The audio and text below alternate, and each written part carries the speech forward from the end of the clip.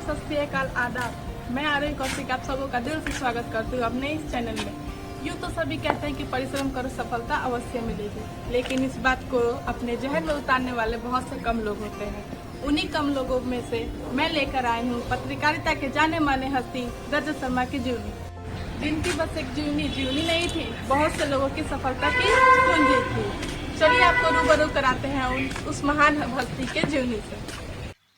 रजत शर्मा का जन्म 18 फरवरी 1957 को दिल्ली में हुआ था।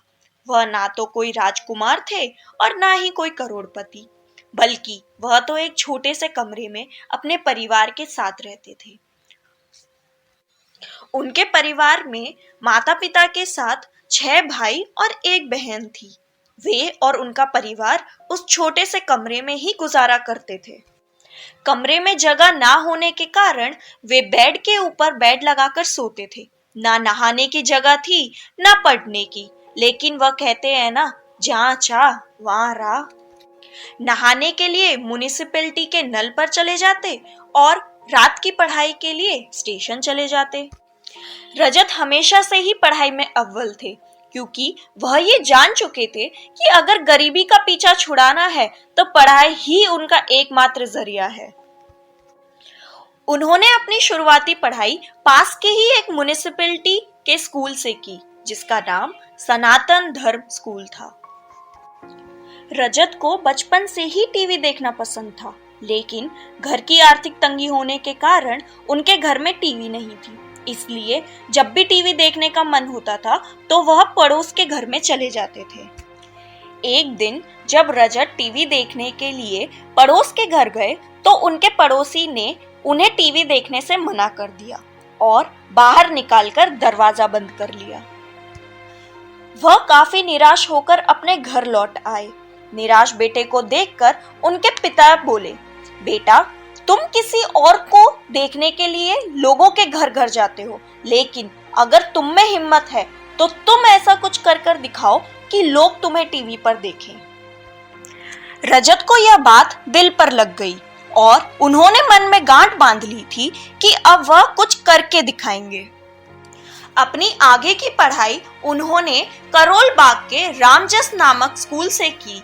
स्कूल वे पैदल ही जाया करते थे। स्कूल की पढ़ाई खत्म होने के बाद अब कॉलेज की बारी आई तो उनके पास उतने पैसे नहीं थे कि वे किसी भी कॉलेज में दाखिला ले पाते।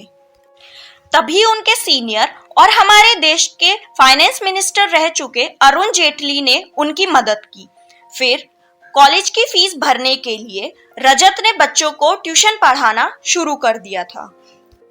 रजत ने Shri Ram college of commerce से अपनी ग्रेजुएशन और पोस्ट ग्रेजुएशन की पढ़ाई पूरी की। वे पढ़ाई के दौरान ही जेपी आंदोलन से जुड़ गए थे। 1975 में इमरजेंसी लगने के कारण उन्होंने कुछ महीने तिहाड़ जेल में भी बिताए थे। कॉलेज की पढ़ाई पूरी होते ही वे जॉब की तलाश में लग गए। उसी समय उनकी मुलाकात पत्रकार जमार्दन ठाकुर से हुई, जिन्होंने एबीपी यानी आनंद बाजार पत्रिका की शुरुआत की थी। उसी समय वे एक सिंडिकेट कॉलम लिखने की तैयारी कर रहे थे। उन्होंने रजत को एक रिसर्चर के तौर पर 400 रुपए की तनख्वाह पर रख लिया। तभी रजत ने उनके लिए रिसर्च करना शुरू कर दिया और टॉपिक यूज करने के लिए उनकी परमिशन मांगी। फिर उनकी जानकारी के जरिए रजत ने ऑन लुकर नामक मैगजीन के लिए अपनी पहली स्टोरी लिखी, जिसके लिए उन्हें कुल 300 रुपए मिले और उनकी जिज्ञासा इस क्षेत्र में और बढ़ गई। और अपनी काबिलियत के कारण वे 2 साल के अंदर ही वहां के ब्यूरो चीफ बन गए थे। यह उनकी पहली बड़ी उपलब्धि थी। यहीं से उनकी जिंदगी पटरी पर आ गई थी।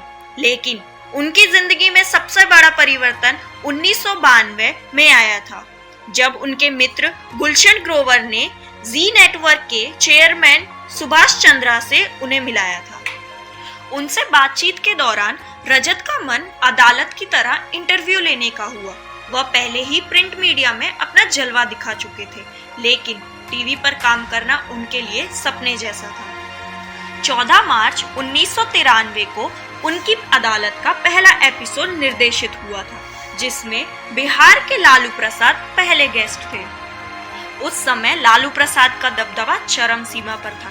देखते ही देखते यह शो इतना मशहूर हुआ कि रजत शर्मा अब एक सितारा बन चुके थे। इसी के साथ 2004 में उन्होंने खुद का चैनल स्थापित कर लिया। शुरुआती दिन काफी खराब गुजरे, यहाँ तक कि स्टाफ की सैलरी रजत शर्मा ने अपनी प्रॉपर्टी बेच कर दी थी। लेकिन अपने तौर तरीके और मेहनत के कारण इंडिया टीवी देश का नंबर 1 चैनल सिद्ध हुआ। 2015 में भारत सरकार द्वारा शिक्षा और साहित्य के लिए रजत शर्मा को भारत का तीसरा सबसे बड़ा नागरिक सम्मान पद्म भूषण से सम्मानित किया। ये हमेशा बेहतरीन लोगों के ही हिस्से में आती हैं, क्योंकि उसे बेहतरीन तरीके से अंजाम देने की हिम्मत रखते हैं। ऐसे ही बड़े जाने वाले हस्ती के बारे में जानने के लिए हमारे चैनल को सब्सक्राइब करना ना भूलें। और हाँ, स्टे हो स्टे से, क्योंकि जान है तो जहान है।